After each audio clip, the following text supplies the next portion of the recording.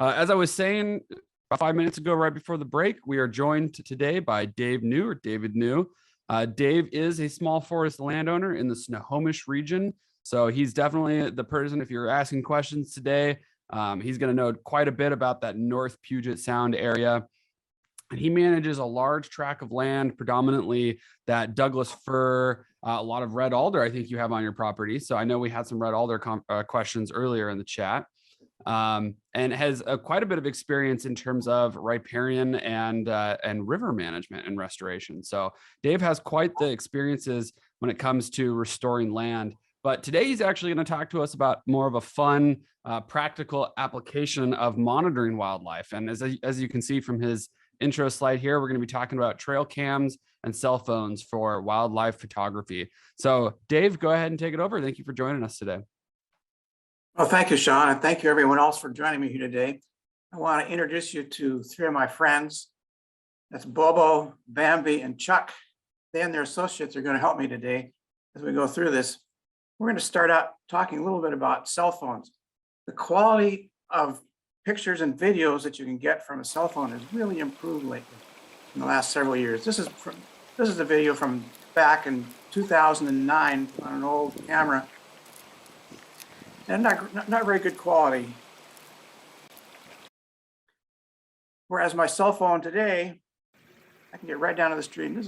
It's amazing what kind of quality that both pictures and video that you can get from a cell phone. I always carry it in my pocket because you never know when the picture is going to show up. And here we got some robins in a nest. And then one day, I just happened to catch a deer at our deer crossing sign. So one disadvantage of a cell phone is that it doesn't take very good pictures when you're looking far away. They don't have very good telephoto. And then when you zoom way in on them, they get all pixelated. But there are ways around that. They do mean you have to carry some equipment around. You've got a spotting scope, you put it on a tripod, and you can point it at whatever you want to take a picture of. And you can actually put your camera right up to the spotting scope and use that to take a picture. And here Ken Bevis is helping me do that. You can see the picture that he's taking on the camera there. And this is the result of that. You can zoom right in and get pretty decent pictures. Now, they also make attachments that you can put right on the back of your cell phone. This is a device that just clips onto the back of the cell phone. You center it on the camera, and you put it on your binoculars, like so. So here's a picture of the moon rising, taken straight from my cell phone, without the binoculars being attached. And here's looking through the binoculars. This is just a handheld picture. And if you zoom in a little bit on your phone, then you can get the rectangular picture like this as opposed to the circular one. When you're shooting video with a cell phone, don't do the mistake like I did here. Hold it horizontally. This is when Ken came and recorded a couple of songs at our property. Fortunately, Brandon White had his camera oriented right, and we were able to use it for most of it, and just use my camera for the close-ups. Now, we've always known that we've had wildlife on our property. You can see here's some bear scat. We didn't realize the extent of it until we started putting up wildlife cameras, and we just kind of did it randomly at first. My wife got me a wildlife camera for my birthday in 2014. We set it out, and right away, there were animals all over the place. Now, the quality in those days in the cameras, again, wasn't very good. You can see that you're just a little bit fuzzy around the edges, and it's not the sharpest picture, but still, we were able to get a lot of nice pictures of. We saw that we did have quite a bit of diversity of wildlife on our property.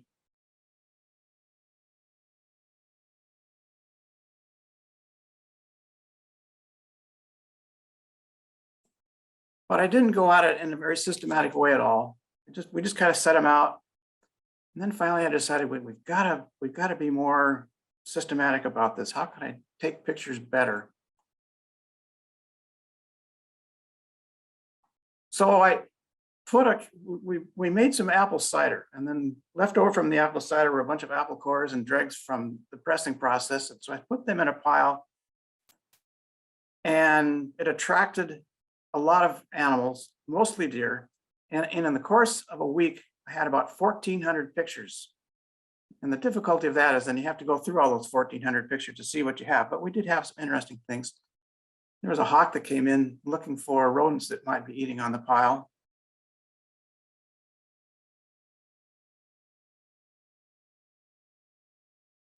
There was also an owl there one night as well. And then another time we had a couple of sunflower heads that we put on our picnic table. So and we noticed that they were being eaten on. So I put a camera on them. And here again in a week, I had over 1,000 pictures.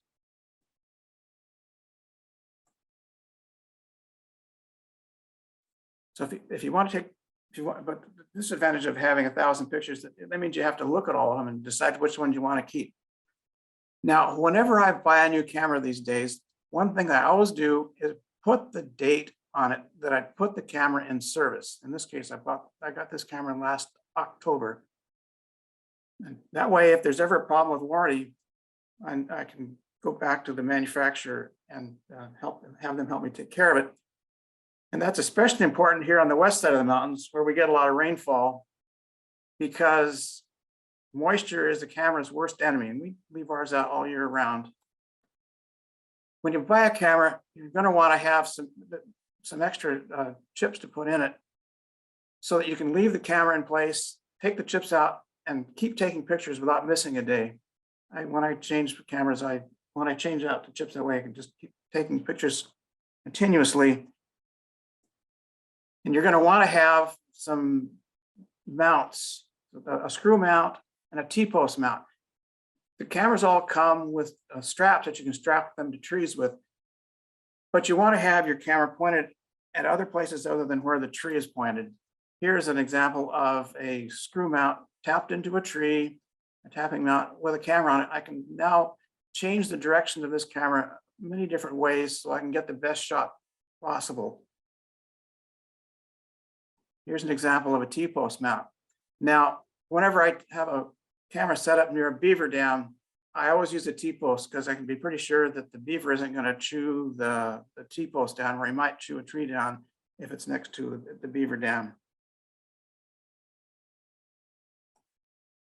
When you set a camera up, it's best to have it looking diagonal across the trail. This is especially the case if you're taking just stills.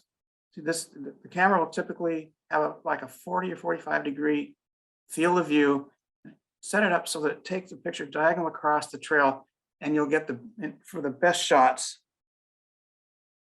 And set it up also so that it takes a burst of shots, say 5 shots, 5 seconds apart. That way, you won't have as many pictures like this, but you'll have more that look like this. By having a burst of shots, you get pictures of your subject going across the field of view. Again, here's the road set up at a diagonal across the field of view. And I took a burst of 5 shots. You can see my son-in-law and grandson walking up the trail here, all of which are pretty good shots by having it a burst of shots and diagonal across the trail. Here's another example. Again, the camera is set up so that it's diagonal to the road. And here's the first shot of the bear. And you can see he's pretty mad at something there. And he came across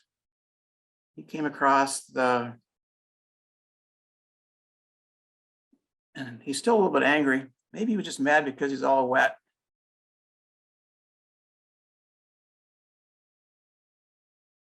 Now, you can get cameras that have different widths on the field of view, different angles of aperture. I put a camera up at the end of a road, and this is a shot with a 40 degree field of view. That deer's about 30 feet away. I left them out there, and I put a camera there that has a wider field of view. It takes a wider shot angle. And this is a deer that same distance away.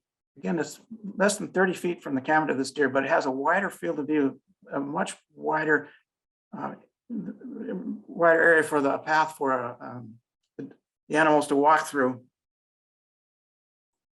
Okay, here again, the narrower field of view. And this is that narrower field of view superimposed on the picture taken with the camera with a wider angle of view. You can see there's quite a bit more area that can be taken with the wider angle. Now, the advantage is you get pictures of animals for a longer period of time with this wider field of view, but they aren't as big. You know, the animals will look farther away. Here's another example. This was a camera set up on a T-post near a beaver dam, again with a narrow point of view camera. But I wanted to take some pictures of animals coming across the dam. There's a trail that went across this beaver dam. So I put the camera with the wider field of view in so that it could take pictures as this case, the coyote came along the trail and then across the dam. Here's an example. Again, here's a bear going across the bridge. I hope that you're able to see these videos. I know that Zoom sometimes has problems that way. They're coming through good on my end. Now, you can see there's another camera set up right over here. This is that camera that takes the wide angle. This particular shot that we're looking at now, the camera is set about 18 feet off the end of the bridge. It's a little bit less than 40 degrees. And that tree, that chair sitting over there is about 65 feet away from the camera. Now, and then in this next sequence, now this is a shot from that wide angle camera. This chair is only about 20 or 25 feet from the camera. You can see he looks a lot farther away than that. This camera works well in the middle of the bridge, but not so well at the end of the bridge. Now, if I had set up the narrower camera at the same location, this is the field of view that it might have had. And so, again, this is what the narrower camera might have looked at, like if we had set it up there. The quality of the picture would have been better, but this is the basic idea of what we would have seen as the bear went across the bridge. Now here's a case up at the end of the road again. The wide angle view camera. This is a clip that I ended up using in the video of Ken's True Bear song, Ken Bevis's True Bear song. We'll play it once here as it came straight from the camera.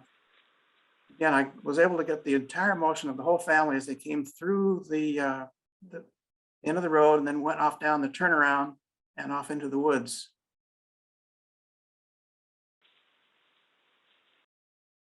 Now when I edited that clip for his video, I zoomed in on the clip and had the zoom pan through the clip so that there's more motion, making a much more interesting thing to look at. The video quality isn't very good, but the motion of the camera through the clip makes it more interesting.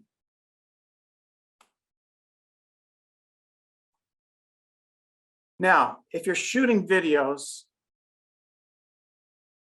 if you're just shooting stills, setting up at a diagonal will give you good pictures.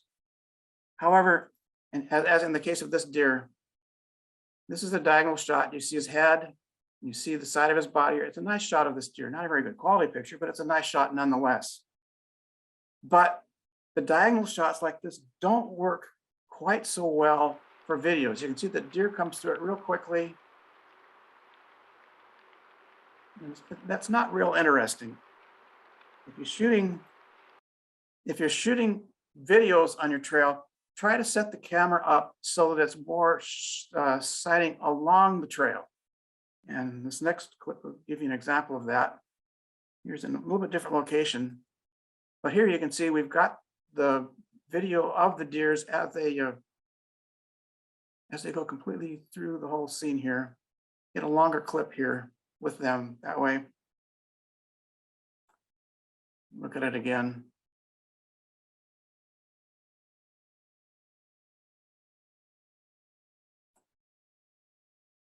So how high off the ground should I put the camera?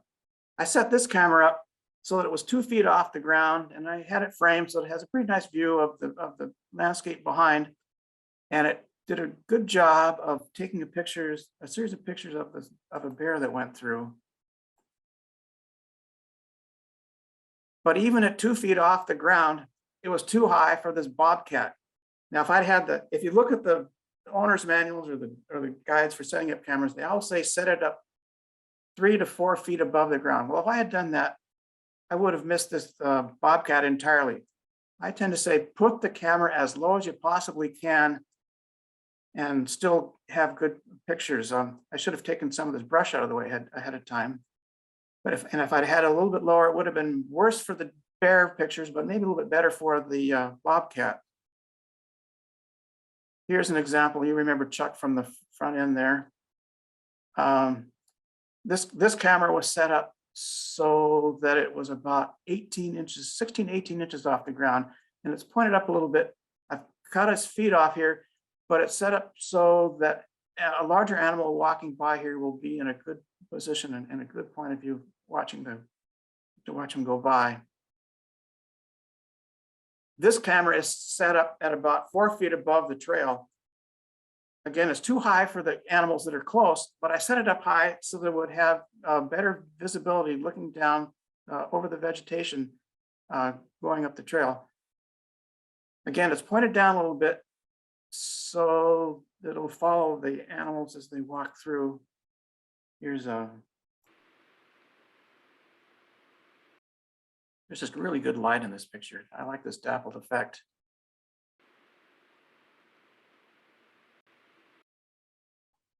Here we go.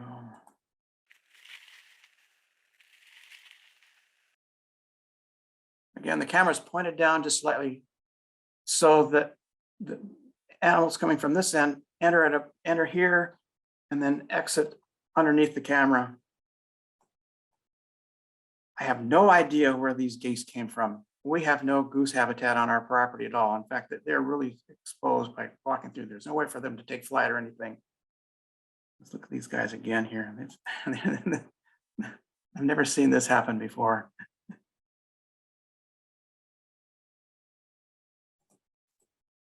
Now, to reiterate my point, whenever you watch the news and they have traffic clips, they always set the camera up real close to the ground. If you look at this picture, this is one I just took off of King 5 News.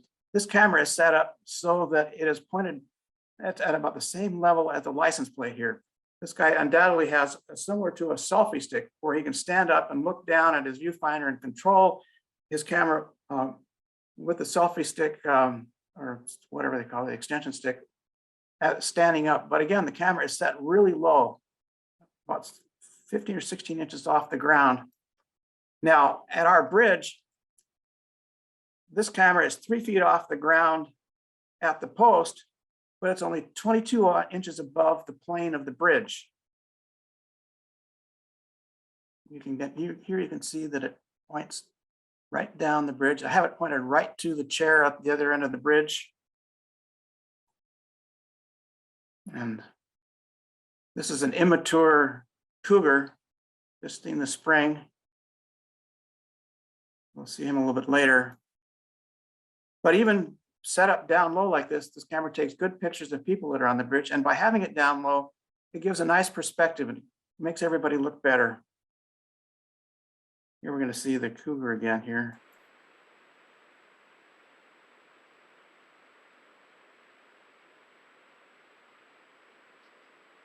We hadn't seen a cougar on the property for about 7 years. Now, a camera that is set up for animals will not necessarily take good pictures of people. So you have to set it up for what your intent is. Here we have a deer walking through. There's some people that came through on one of our site visits last summer. Here's a coyote at that same location. You don't realize how small coyotes are until you actually get pictures of them. Just medium-sized dog size primarily. So when you set your camera up, you'll have several settings available to you as to what size picture you can take. I recommend that you use the smallest setting possible, smallest size possible. They'll say that you buy a camera and they'll say that you can take a picture that is 20 megapixels on the largest size, and maybe 3 megapixels or 1.5 megapixels on the smaller end. Well, those larger pictures aren't any better quality than the smallest picture that the camera can take. And I'll show you why here, what they do here. If we zoom in, we're going to zoom in on the eye of that deer right here. Zoom in farther so you can see the pixels on the deer. When the camera saves pictures as in the larger format, all they're doing is dividing up the existing pixels and making more of them so that they take up more space, and maybe have an algorithm that smooths it out a little bit, but the clarity of the picture will be no greater than the original size of that smallest picture. Now, if you're using the pictures for printing, like if you want to make a picture to hang on the wall, or if you want to publish a calendar or something, keep it at the largest size that the picture is taken. In this case, I will say use the smallest picture available, but keep it at that size. Don't reduce it in size. However, if you're going to do a presentation, much like I am here, you want to make the pictures smaller so they don't make the size of your presentation too big. I always reduce the size of my pictures to about 1,000 pixels across the bottom. I use a program called View, which is a shareware thing that's available that does a number of photo editing functions, but it has a really nice editor where you can reduce the size of the picture. So I start with, in this case, I started with a picture that was 2,600, almost 2,700 pixels across the bottom, and I reduce it to one that's about 1,000 across the bottom. So here's that full-size picture. It's 1.59 megabytes. And here's the reduced size picture. I dare you to tell me on the small screen format to see any difference in that. Here's that large format again, and the small format, 1,000 pixels across the bottom. If you go smaller than this, you do lose clarity. So here you can see one that's 640 pixels across the bottom, and it's starting to get fuzzy in the text at the bottom, and also the deer is starting to fuzz out a little bit here too. With a number of cameras, you can set them up so that they take a series of stills followed by a video. And the reason that they did that, especially in the old days, was because the video quality was so poor that they wanted you to at least have you wanted to be able to at least take some good shots at the same time. So I had a camera at the end of the road again set up. This is the wide angle camera again. And the bear came through here. So I got some nice stills of him. And then we come to the and then we have a video clip as well. The disadvantage of doing it this way is that so many times, whatever animal you're watching just goes right through the field of view, and you'll get the pictures, but not the video. If you decide to take videos, a nice length of clip is 10 seconds. If you take more than 10 seconds, then typically the animal will be gone from your field of view. I like to use 10 or 15 seconds at most. You can see there, that was about 10 seconds that we saw that beaver. But if you go shorter than 10 seconds, you're not going to get enough action. I truly wish that I had a 10-second or 15-second clip instead of a 5-second clip of this bear going after those choke cherries there.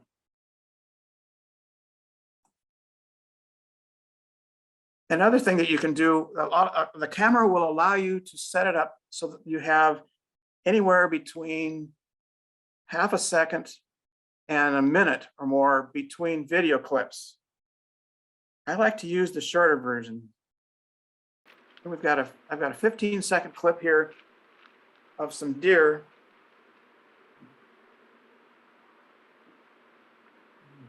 Watch it here. We're going to watch the whole 15-second clip here. There's the end of that clip, and there was 10 seconds. There was a half a second before this next clip started, and then the deer went off into the woods.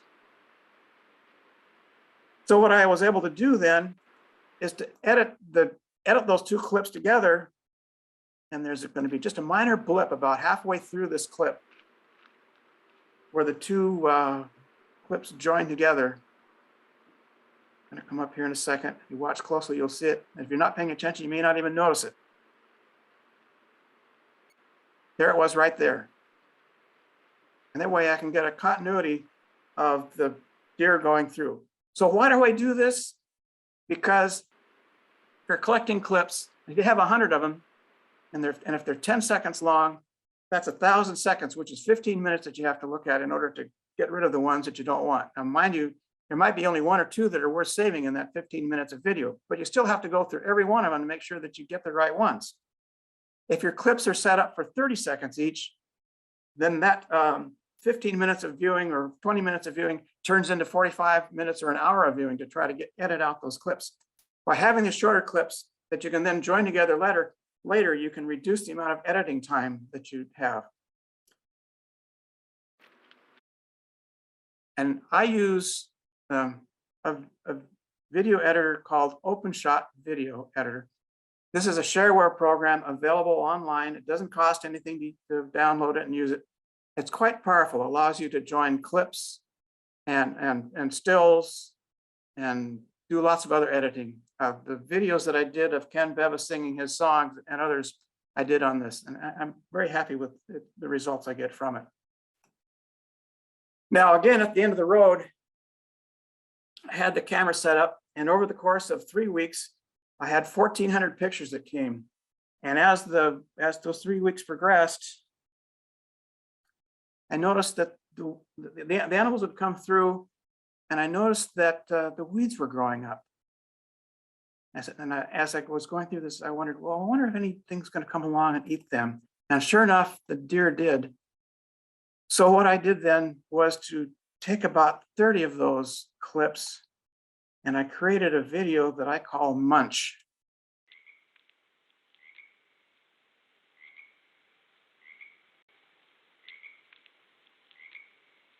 You can see the weeds growing.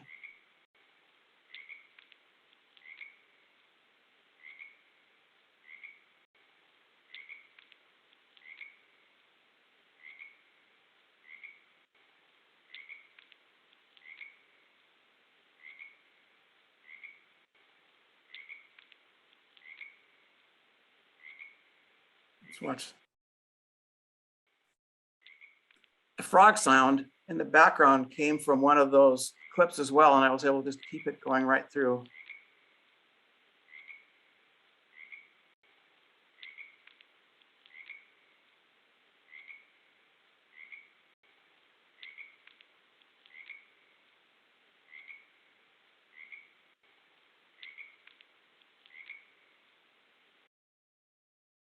Here's a clip or a video that I made from some short clips of this merganser and a family going, whoops, let's go back to there. Let's start this one again.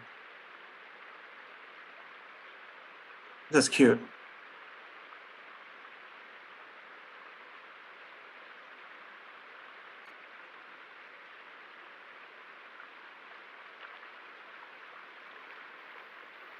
Whatever you do, Mom, don't leave me behind. Don't leave me behind. There they go.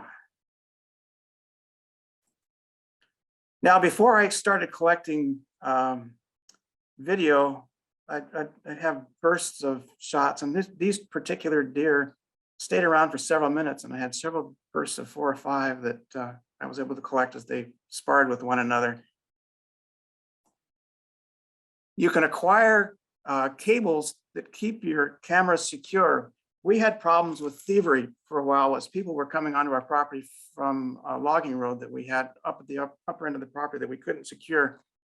So I had to secure them with cables. But one of the disadvantages of this particular cable that I used was that it had a maple scent and kind of a plasticky smell that attracted a bear, in this case, a sow bear. And I know it was a sow because here's her cub. And so she came right over to my camera and started chewing on the cable, and in the process, tipped the camera over. And the next 1,000 pictures from this camera were of clouds going by in the sky. Now, the next year, and I'm pretty sure this is her cub, learned that cameras were to be knocked over. And so he came over to my camera and pushed it down. And he's done this a number of times now. His mom taught him how to do this. And so he does this regularly. Fortunately, he has not damaged any of our cameras yet. So, but bears aren't the only wild animals that cause problems with cameras. What's this?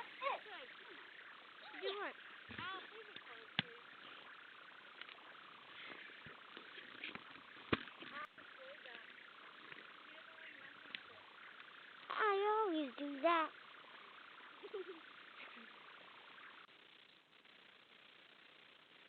I like to call this sequence Space Aliens.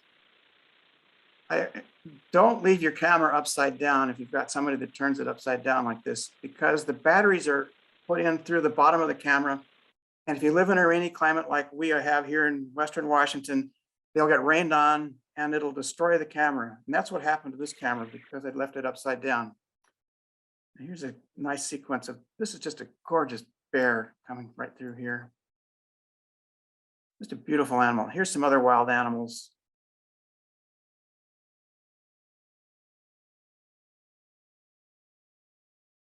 I was pretty sure I'd seen a picture like this before. Yep, I had. Another wild animal sequence.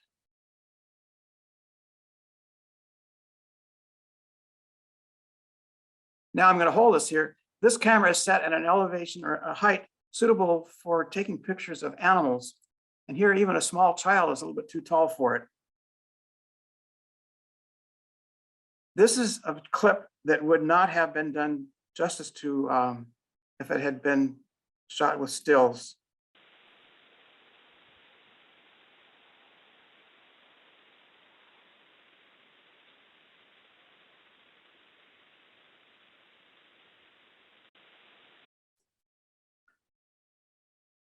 Again, I had the camera in a good location, but it's pointed up too high. It didn't catch enough foreground.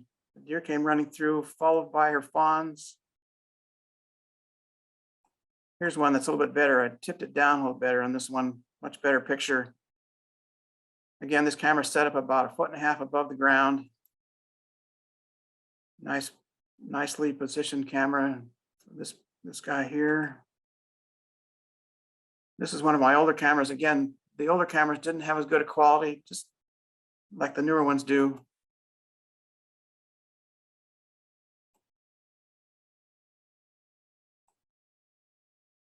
Night shot.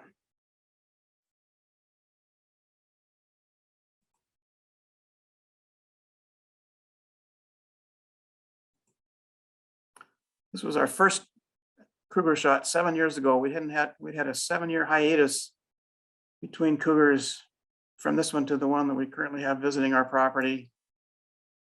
This is a nicely framed picture. Terrible lighting, terrible contrast. Again, the camera set up a little bit high so that the deer that's close to the camera doesn't take good pictures. But once he gets moving away from it, there's nice shots of him going through the brush down the trail. Another one. Again, the light in this one is just perfect. Just that dappled light.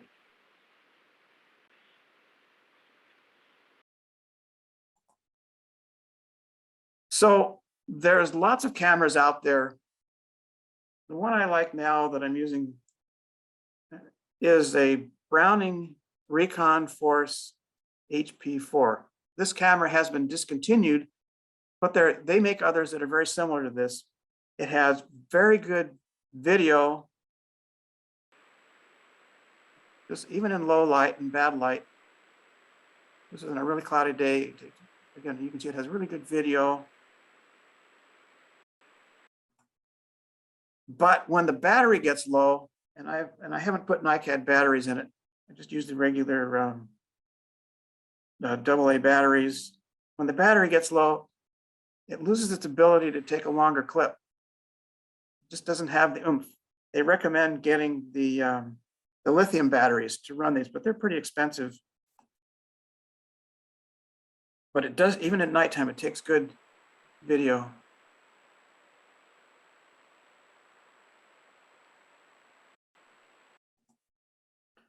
Here's a shot from the camera in the daytime.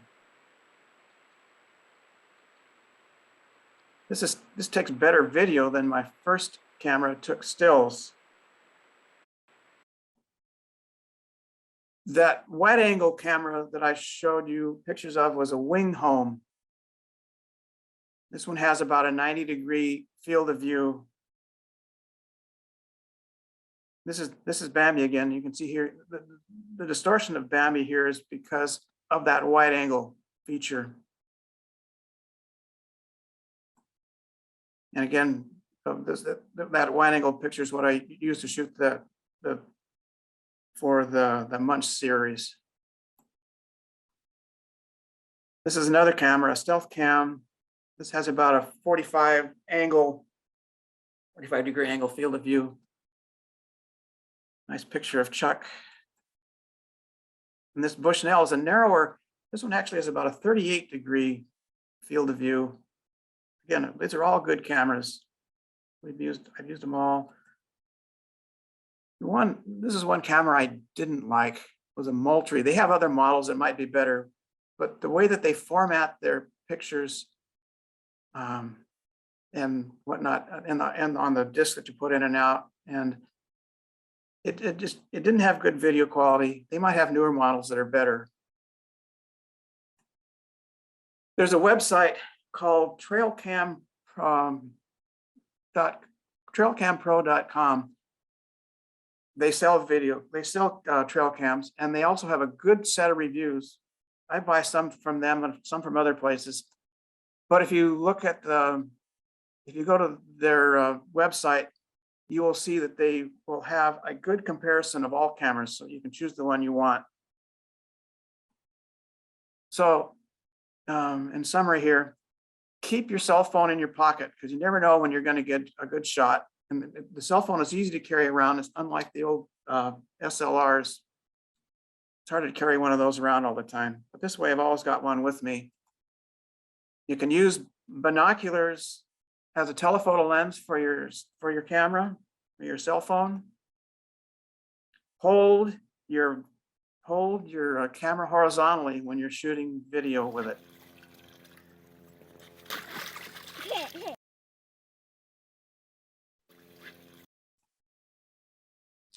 Set your trail camera up on a diagonal across your roller trail. If you're shooting stills, point it down the trail. If you're shooting videos, mount your camera no higher than 4 feet. The lower, the better. Have it shoot a burst of shots, and you'll get some good shots with it.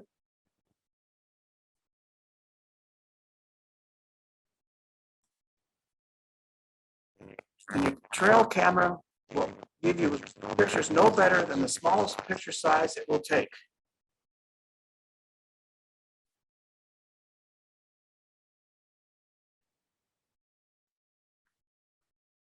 Try a mixture of stills and videos. Back here, let me show this.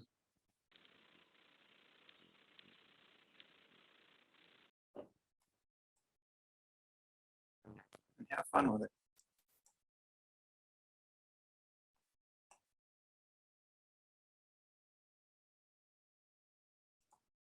Thanks for watching. Now I'll let's see if I can chat here. Yeah, thank you very much, Dave. So we've got about 15 minutes. We can do some questions. Dave, real quick, maybe it was just me. I don't know if anyone else got this. Your voice got a little gargly at the end. Do you want to try muting and then unmuting yourself just to see if it can reestablish that connection? I'm not sure what that was. Can you hear me now? Yeah, it's still a little rough, but it might just be on my end. I'm not sure. Hopefully everyone else can hear you okay. So I've got I'll post just a second here. I will, I'm going to, oh, I thought I could share real quickly, but I can't because the links here to my YouTube site. You can see you can copy this one here. If you just Google videos, North Tree Farm, I think you'll get there. And if you Google Ken Bevis True Bear video, you'll get to the WSU extension site and you'll be able to see his True Bear video that we shot at our place. yeah. Hey, Dave, could you do me a favor? So yeah, we're having a little bit of trouble hearing you. I'm not sure. I think one thing that might help if you were to drop out of the meeting and then rejoin, it might help get a clear connection to the Zoom. And while you're doing that, actually, Ken, are you still around? I can see your name on there. Yeah, here I am. You know, we're sitting here, and I know you didn't get a chance to do your True Bear song. And I certainly know that Dave would love to get emails for some of these questions, and we've got a lot of them, so we're not going to be able to get through them all. Ken, how do you feel about doing a little True Bear sing along for us? We can even play the video in the background. Let's see if the video will play. Okay, all right. Okay, here I got the video queued up. Oh wait, okay, I called it up. So can I share my screen? Let's see. Stop line. There you go. Okay, wait a second here. I'll leave and come back. Okay, here we go.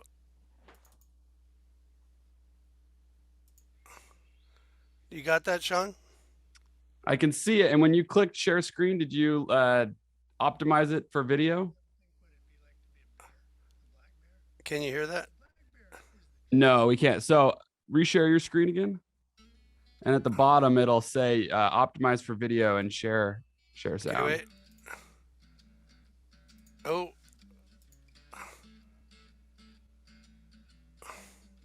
How about that? It's still a little garbled. This might not work. It's okay. I just thought it'd be fun to have you do a live performance. If Dave, I've got my guitar sitting here. If Dave bogs down, we could do a little piece of it. Can you hear me now? There you go. All clear. Yep. Okay, what I will do is I will post the links to all these things. I'll bring up my Word document. We just tried to play True Bear, Dave, and it didn't work. And I'm actually going to share something here real quick. For any of you real science nerds out there, cameras have actually been heavily utilized in wildlife research these days. It makes great for what we call occupancy models. And I won't get too deep into this. If you guys ever want to, feel free to go pursue a degree in wildlife management. I would like to show you, though, this was a study that was done by a graduate student at WSU looking at the Colville National Forest. You can see Kettle Falls right here. And they placed these gridded camera zones to look at the overlap of whitetail and mule deer populations to see where they were overlapping. And there's some other studies they're doing looking at trail use by animals. It's very interesting. And I did notice as I was reading through her methodology, she said right here, cameras were intended to remain in location for 30 days. And this varied from 1 to 52 days, depending on camera malfunction and wildlife interference, mostly black bears. So it would appear that across the state, the bears have thoroughly enjoyed knocking down cameras and being a nuisance for us wildlife photographers and trackers out there. It's learned behavior. Yeah. All right. Well, we had a lot of questions coming through. Some of them got discussed at later points. I'm kind of scrolling back through here, just seeing I know there was a question in here about, where do you like to place your cameras, site selection, and I'll let you jump into that. I had a thought that it kind of depends on what you're trying to do. Remember, if you know what you're looking for and you're just looking for great photos, then place it around areas where you get wildlife. If you're trying to do an assessment of all the species on your property, that's going to be biased if you put it on a trail and you're only going to get creatures that are walking along that trail. So doing something like that study where you randomly place them across your property is going to have a better chance of capturing something you might not know you had. Dave, do you have any thoughts on that? Well, one thing I've learned is that wildlife are not regular. They come back randomly to the same spot. You'll see the same animals over a period of time, but you won't see them at the same times of day, nor on a given sequence. It'll happen randomly. You might see a deer one time, and you might not, and you'll see it during the daytime, and you'll see that same deer at night 3 weeks later, whatever. Same way with bear. Bear come through, and then you won't see them for a while. Yeah. And I try to set mine up. I do want to get pictures of wildlife. I'm not trying to do a study of any kind, so I try to put them on roads and trails. And it's good to put them in places where roads and trails cross one another. That way you can get people, critters coming in multiple directions. And definitely use sign from around you. Look out for scat, look out for rubbing, look out for tracks. All that stuff is going to tell you, where you're getting activity, and that's going to help you get better photos. So JH had a question: how often do you need to change the batteries on your trail cams, or do you use solar powered cameras at all, anything like that? That's dependent on how many pictures you get. Yep. In the case of the times when I put it on the feeding sites where you had 1,000 pictures in just no time at all, they didn't last very long at all. And in cold weather, the batteries don't last as long as they do in the summertime. They say that if you go to the lithium batteries, that they will last a lot longer. They cost quite a bit more. I haven't been too cheap to try that yet, but I will. I need to, especially with the newer cameras where they lose their ability real quickly with the older batteries. But I would say typically a couple thousand pictures if you're shooting stills, or maybe 200 or 300 video clips. So Carol had a question: do you ever set up multiple photo points or multiple cameras at the same location pointing different directions? Yes, I do. And you saw that clip there with the bridge there, that two sections of the bear. I had the wide angle camera on the bridge, and I had a narrower focused one at the end of the bridge. I've tried doing it. I set a camera on a log that went across a road that I'm not going to clean out till springtime.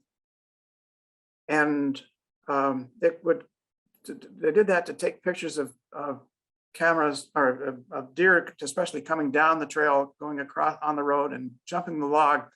And then I set a camera up trying to get a picture of the deer jumping the log that I could then continue on a clip going on down the road. But I haven't been able to get that to work right yet. But that was one attempt.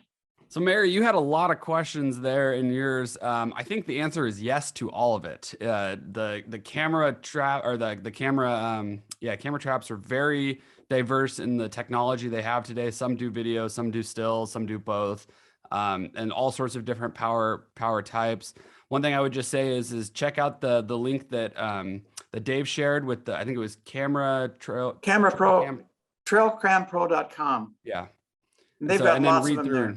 Yeah, compare those. And they've got good reviews. Most of them, or at least some of them anyway, will tell you how wide the field of view is. Most cameras have a field of view of about 40 degrees. Some of them don't tell you. The older reviews will tell you more than the newer ones will, apparently. I was looking here yesterday for that. I couldn't find some Litson ones.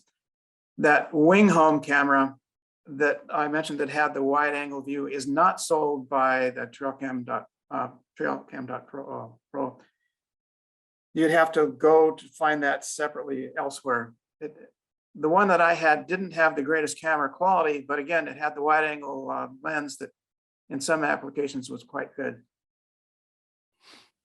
Karen Nooney was curious. So she said, are cams motion activated? So I'll tell you, there are two types. You can either do motion activated cameras, or you can actually set them up on a timer to take pictures at certain intervals, which the great thing about the interval set is that it limits the battery life. So if it's just motion captured, then sometimes you'll just get 50% of your photos will be from wind or grass or shrubs, setting it off from the wind. What you can do though is you can set it up that it'll take like burst shots, and then it will go off for a while. And so there's different settings to help control that battery life there, Karen. And like I said, I keep my clips short. So just for that reason, in case there's a windstorm that happens, I'm not recording minute-long sections of windstorms coming through and it's clip after clip. But I also like to keep the clips fairly close together with short intervals. So if there's something in one clip that bleeds on into the next, that I can merge the two together. Have you played around with any Wi-Fi or internet-based ones? I have not. I have not. And then Becky's curious if you found like an optimal distance away from the subject to set your camera. Well, they're going to come right up to it no matter what, but setting it so that's about 20 feet away is a nice distance for most cameras. That wide angle one, they need to be right on top of the camera before you see them. Like that one shot I showed of the